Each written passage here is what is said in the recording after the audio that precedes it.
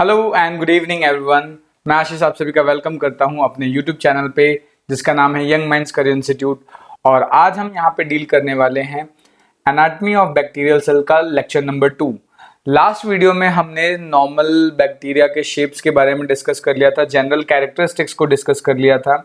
अगर वो पुराना वाला वीडियो आपने नहीं देखा है तो आई रिक्वेस्ट कि एक बार जाके उसको देख लें, सो दैट कि एक कंटिन्यूस चेन बनती रहेगी और आप आसानी से चीज़ें समझते रहेंगे। तो आज का जो वीडियो है यहाँ पर आज हम थोड़ा डिटेल करने वाले हैं। यहाँ पे हम सेल वॉल, सेल मेम्ब्रेन, उसके बाद आप फ्लैजिला, पिलाई, इन सब के बारे में सबको डिटेल करेंगे कि इनका क्या फंक्शन होता है और ये किस तरीके से क्या रोल प्ले करते हैं। ये आज के लेक्चर में हम डील करने वाले हैं। तो ज़्यादा टाइम वेस्ट नहीं करते हैं, डायरेक्टली हम स्टार्ट करते हैं लेक्चर को। तो जनरली ये जो आप अपने स्क्रीन पे देख रहे हैं इस समय, ये क्या है, एक बैक्टीरियल सेल का डायग्राम मैंने यहाँ पे बना रखा है। तो ये जो बैक्टीरियल सेल है इसके अंदर कुछ स्ट्रक्चर्स है। पहले जस्ट एक मैं ओवरव्यू आपको दे देता हूँ, then will start into great details. तो सबसे पहले ये जो बैक्टीरियल सेल है, बैक्टीरियल सेल के अंदर ये जो दिख रहा है आपको, ये इस तरीके का पूंछ जैसा स्ट्रक्चर, इस स्ट्रक्चर को हम बोलते हैं फ्लैजिला, या एक सिंगुलर टर्म क्या हो जाएगा, फ्लैजिलम। तो यानी ये जो है ये क्या है आपका, फ्लैजिला या फ्लैजिलम बोल सकते हैं, ठीक है। अब ये जो फ्लैजिलम है ये बेसिकली अंदर सेल वॉल और सेल मेम्ब्रेन दोनों के ही अंदर प्रेजेंट होता है, बेसल बॉडी। उसके बाद ये जो डिटेल स्ट्रक्चर करने वाले हो नेक्स्ट, मतलब कि नेक्स्ट स्लाइड में भी डील करेंगे। अभी तो जस्ट एक बेसिक्स आपको एक आइडिया दे रहा हूं मैं कि ये क्या है। ये इस तरीके का जो स्ट्रक्चर आप देख रहे हो, whip like structure, that is called as flagellum या फ्लैजिला, ठीक है। उसके ऊपर ये जो ब्राउनिश कलर का आप स्ट्रक्चर देख रहे हो, that is called it cell wall, ठीक है। सेल वॉल क्या करता है, सेल वॉल इसके अंदर वाला जो स्ट्रक्चर है, ये अंदर वाला, that is called your cell wall. Cell wall basically क्या करता है, सेल वॉल बैक्टीरिया को प्रोटेक्ट करता है फ्रॉम हाइपोटोनिक सॉल्यूशन, और उसके ऊपर एक एक्स्ट्रा लेयर होता है, that is called its capsule. Capsule का काम क्या होगा, ये जनरली पैथोजेनिक बैक्टीरिया में प्रेजेंट होता है और ये WBC से एडिशनल प्रोटेक्शन प्रोवाइड करता है। तो ये क्या करेगा, एडिशनल प्रोटेक्शन देता है, एडिशनल प्रोटेक्शन, ठीक है, ताकि WBC आसानी से अटैक ना हो सके। आपको ये जानकर हैरानी होगी कि जो कैप्सूल वाले जो बैक्टीरिया होते हैं, जिनके ऊपर कैप्सूल प्रेजेंट होते हैं, उनको हम ऑब्वियसली बात है क्या बोलेंगे, कैप्सुलेटेड बैक्टीरिया बोलेंगे। और मोस्ट प्रोबेबली ये ग्राम नेगेटिव बैक्टीरिया के अंदर देखने को मिलता है। अब आप पूछेंगे कि ग्राम नेगेटिव क्या आ गया है नई चीज, इसको भी हम थोड़ी देर में डिटेल करने वाले हैं, ठीक है। उसके बाद ये आप देख रहे हो कि कुछ इस तरीके से फिंगर लाइक ये छोटे छोटे ये इस तरीके के स्ट्रक्चर्स दिख रहे हैं आपको, ये छोटे छोटे फ्लैजिला, यानी फ्लैजिला का छोटा छोटा सा पार्ट दिख रहा है, इसको हम बोलते हैं पिलाई, ठीक है। पिलाई का काम मोशन में नहीं होता, मोटिलिटी में नहीं होता। मोटिलिटी के लिए फ्लैजिलम प्रेजेंट होता है, फ्लैजिला मोटिलिटी में हेल्प करता है, पिलाई मोटिलिटी का कोई लेना देना नहीं है, पिलाई और मोटिलिटी का। ये जनरली क्या है, ये जनरली जब सेक्सुअल रिप्रोडक्शन होता है तो कॉन्जुगेशन के थ्रू दो सेल्स या दो बैक्टीरिया को कनेक्ट करने में हेल्प करता है, ठीक है। उसके अंदर आप ये जो देख रहे हो, that is called as nucleoid.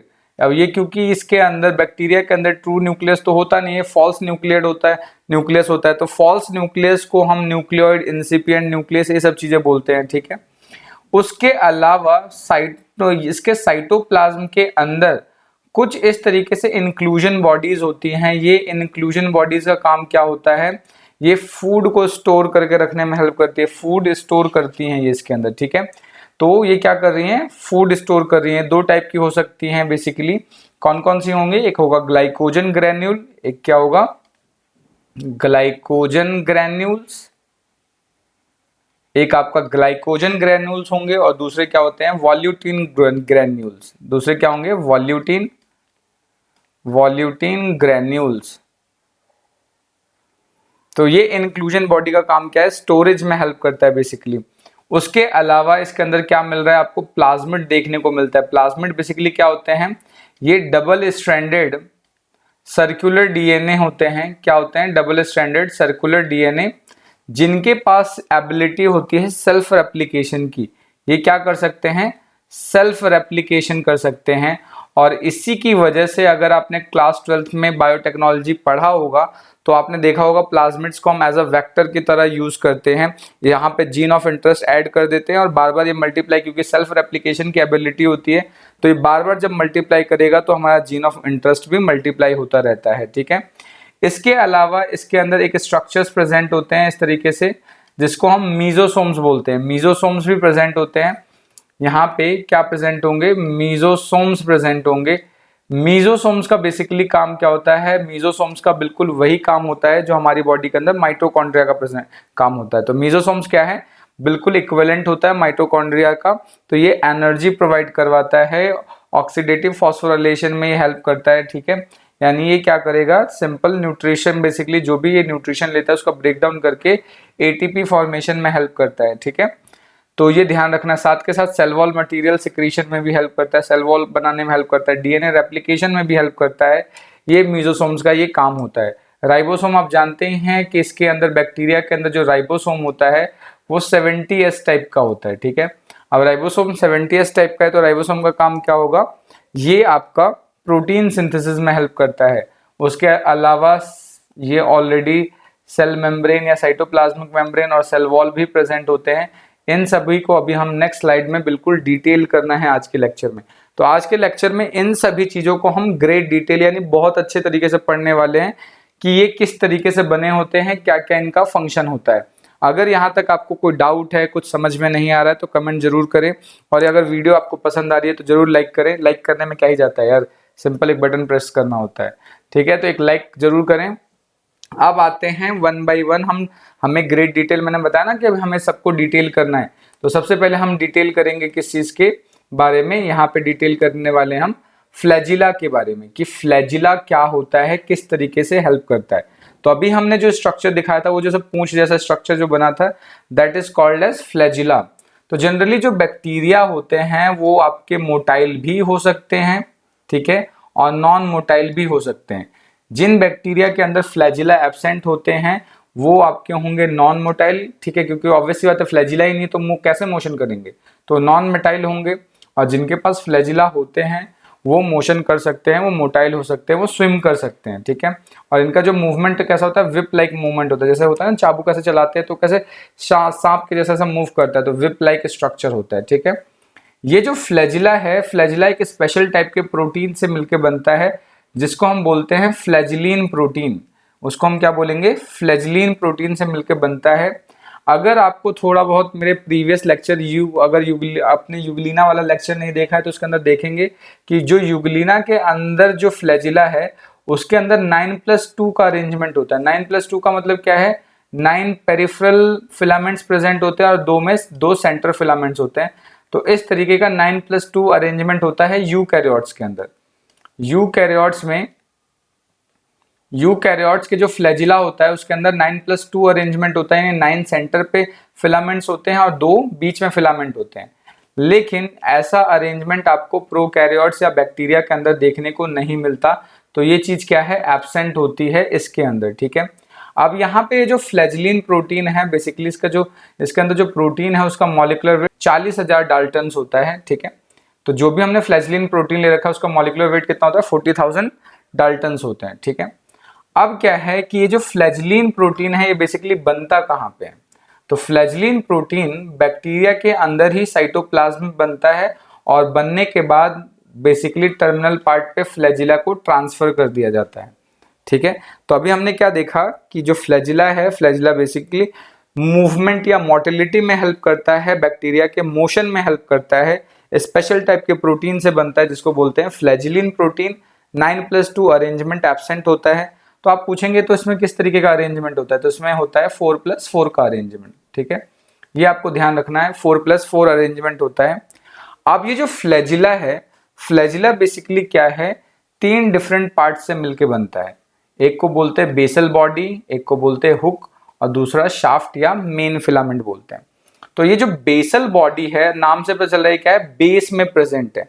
तो जो बेसल बॉडी है उसका ओरिजिनेशन सेल मेम्ब्रेन और बेसिकली सेल मेम्ब्रेन से लेके सेल वॉल तक होता है। यानी जो बेसल बॉडी है, बेसल बॉडी ओरिजिनेट कहाँ से होती है? लेट्स से ये प्लाज्मा मेम्ब्रेन या सेल मेम्ब्रेन है, और ये कहाँ तक जाता है? आपके जनरली सेल वॉल तक जाता है। सेल मेम्ब्रेन और सेल वॉल तक जाएगा ये, ठीक है। दोनों के अंदर ये एक रॉड शेप स्ट्रक्चर होता है, देख रहे हो इस तरीके से, ये रॉड शेप स्ट्रक्चर होता है जो सेल वॉल और सेल मेम्ब्रेन दोनों के ही अंदर प्रेजेंट होता है। और इसके अंदर अब जब बेसल बॉडी हम पढ़ेंगे तो बेसल बॉडी के अंदर क्या होता है, जो सेल मेम्ब्रेन के जब अंदर होगा तब इसके अंदर 2 रिंग प्रेजेंट होते हैं। इसके अंदर 2 रिंग प्रेजेंट होते हैं। कौन कौन से? अगर मैं बात करूं यहाँ पे बेसल बॉडी क्या है, बेसिकली 4 रिंग से मिलकर बनता है। ठीक है, बेसल बॉडी 4 रिंग से बनता है। कौन कौन सा? सेल वॉल के अंदर 2 अलग रिंग्स होते हैं, सेल मेम्ब्रेन में 2 अलग रिंग होते हैं। ठीक है, सेल वॉल के अगर अंदर की बात करें तो सेल वॉल के अंदर कौन कौन सा रिंग प्रेजेंट होगा? कौन बताएगा आप में से? सेल वॉल के अंदर 2 रिंग प्रेजेंट होता है। सबसे आउटर वाले को बोलते हैं एल रिंग। ठीक है, सेल वॉल का जो सबसे आउटर रिंग आप देख रहे हो ये वाला, that is called as L ring. ठीक है, एल रिंग की जो फुल फॉर्म होती है, जो बेसिकली हमने इसको बनाया है, इसका मतलब होता है लाइपोपॉलीसैकेराइड। ये क्या होगा?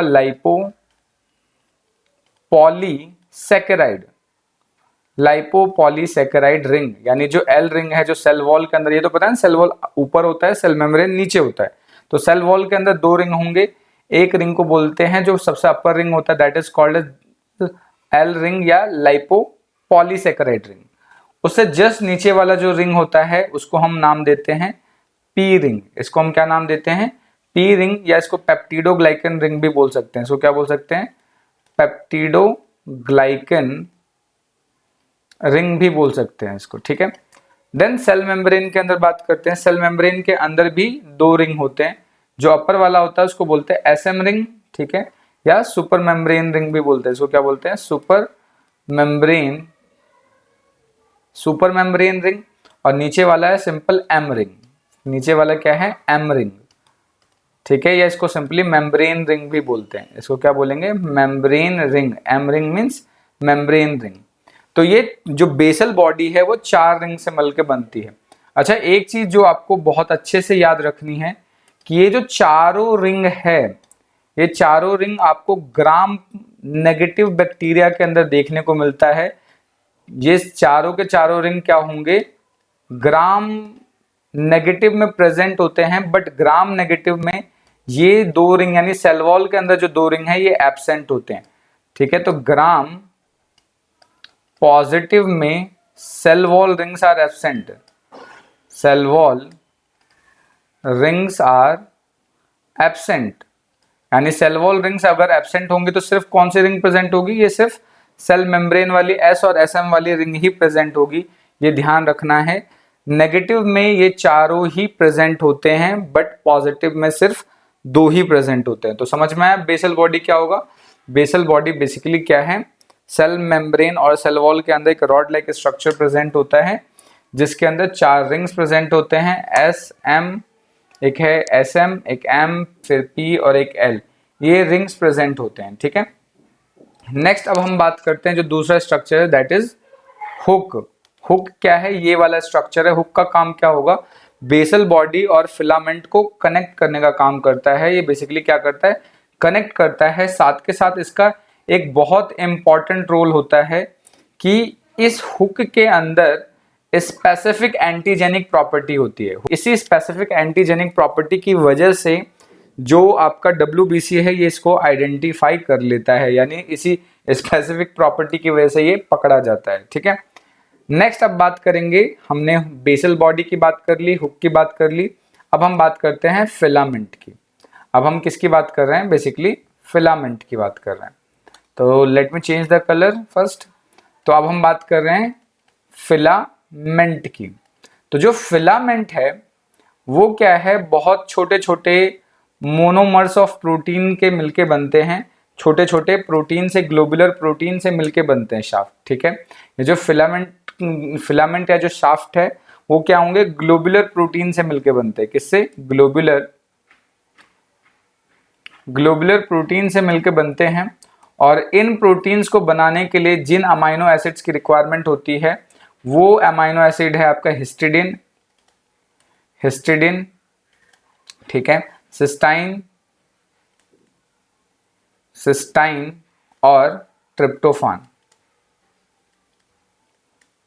ये तीनों अमाइनो एसिड मिलके ग्लोबुलर प्रोटीन का फॉर्मेशन करते हैं और यही ग्लोबुलर प्रोटीन क्या है?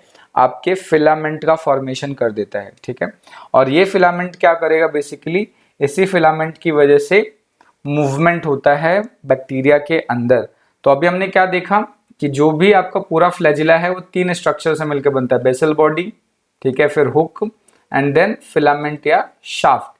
ये तीनों चीजों से मिलकर कंप्लीट आपका फ्लैजिला का फॉर्मेशन हो जाता है, ठीक है। अब हम क्या करते हैं, इस फ्लैजिला के बेसिस पे बैक्टीरिया के डिफरेंट डिफरेंट शेप और टाइप हो सकते हैं, ठीक है। अगर किसी बैक्टीरिया के अंदर एक भी फ्लैजिला प्रेजेंट नहीं होता है, अगर बैक्टीरिया के अंदर फ्लैजिला एब्सेंट है, जैसे देख रहे हो यहाँ पे फ्लैजिला एब्सेंट है, तो इसको हम क्या बोलते हैं, एट्राइकस। इसको क्या बोलेंगे, एट्राइकस। मैं यहाँ पे एग्जाम्पल लिख देता हूँ क्योंकि मैंने एग्जाम्पल लिखा नहीं।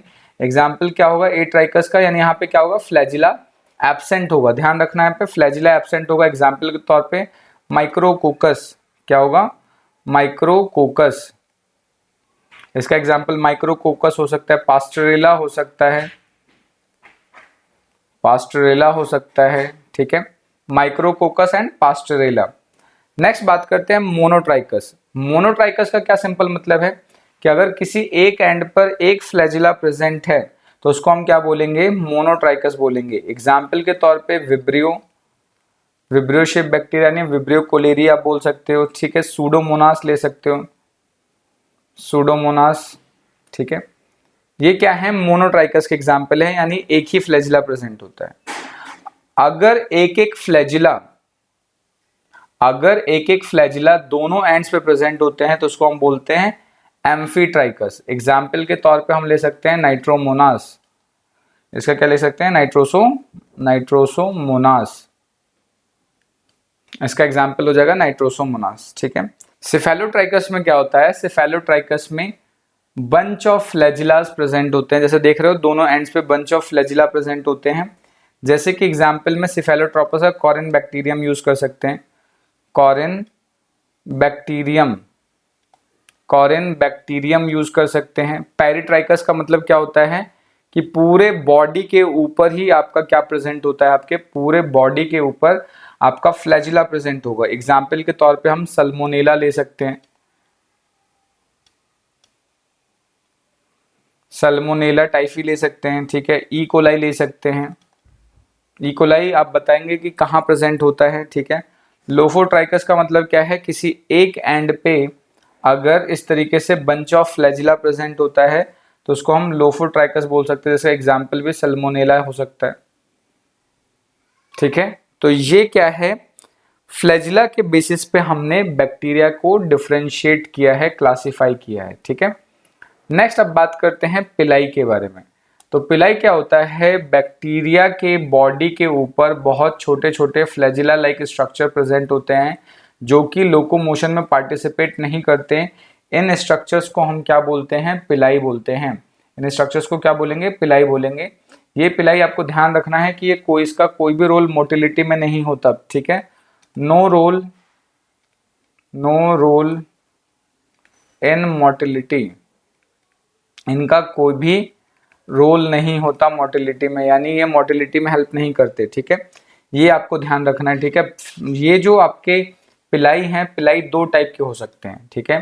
पिलाई क्या होते हैं, 2 टाइप के होते हैं। एक होते हैं जिनका साइज बड़ा होता है, उसको हम सेक्स पिलाई बोलते हैं, ठीक है, उसको सेक्स पिलाई, या इसको हम एफ पिलाई भी बोलते हैं, ठीक है। तो सेक्स पिलाई क्या होगा, मेल में होता है या डोनर वाले बैक्टीरिया में होता है। नहीं, ऐसा बैक्टीरिया जो प्लाज्मिड डोनेट करेगा उसके अंदर एफ पिलाई होता है। साइज में ये क्या होगा, लॉन्ग होता है ये, ठीक है, बाकी से थोड़ा सा बड़ा होता है ये।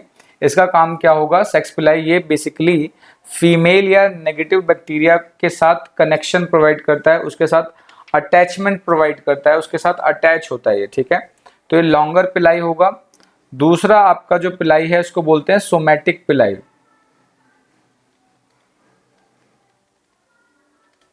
दूसरा क्या है आपका, सोमैटिक पिलाई। ये जस्ट अटैचमेंट, सबस्ट्रेट से अटैचमेंट प्रोवाइड करने में हेल्प करता है, तो helps in attachment with the substrate.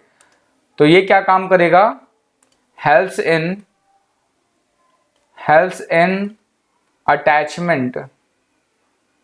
Attachment with substratum. Substratum के साथ ये क्या करता है, अटैचमेंट प्रोवाइड करता है, ठीक है। नेक्स्ट बात करते हैं कैप्सूल के बारे में। जनरली क्या है, कैप्सूल को हम ग्लाइकोकैलिक्स भी बोल सकते हैं। सो क्या बोल सकते हैं, ग्लाइकोकैलिक्स बोल सकते हैं, ठीक है। ये क्या होगा, ग्लाइकोकैलिक्स भी इसको बोल सकते हैं, ठीक है। या इसके साथ स्लाइम लेयर का फॉर्मेशन भी होता है। तो जनरली कैप्सूल का जो फॉर्मेशन होता है वो दो चीजों से होता है। ग्लाइकोकैलिक्स का जो फॉर्मेशन है वो दो चीजों से होगा, पॉलीसेकेराइड, एक होता है पॉलीसेकेराइड और एक क्या होता है, पॉलीपेप्टाइड। ये दो चीजें मिलके क्या करते हैं, कैप्सूल या ग्लाइकोकैलिक्स का फॉर्मेशन करते हैं। ये जो कैप्सूल या ग्लाइकोकैलिक्स है ये बैक्टीरिया को एडिशनल प्रोटेक्शन प्रोवाइड करती है, किससे, डब्ल्यूबीसी से, ठीक है। तो ध्यान रखना ये दो चीजों से मिलकर बनती है। इसमें हमें ज्यादा डिटेल नहीं करना है, इसमें हम इतना ही डिस्कस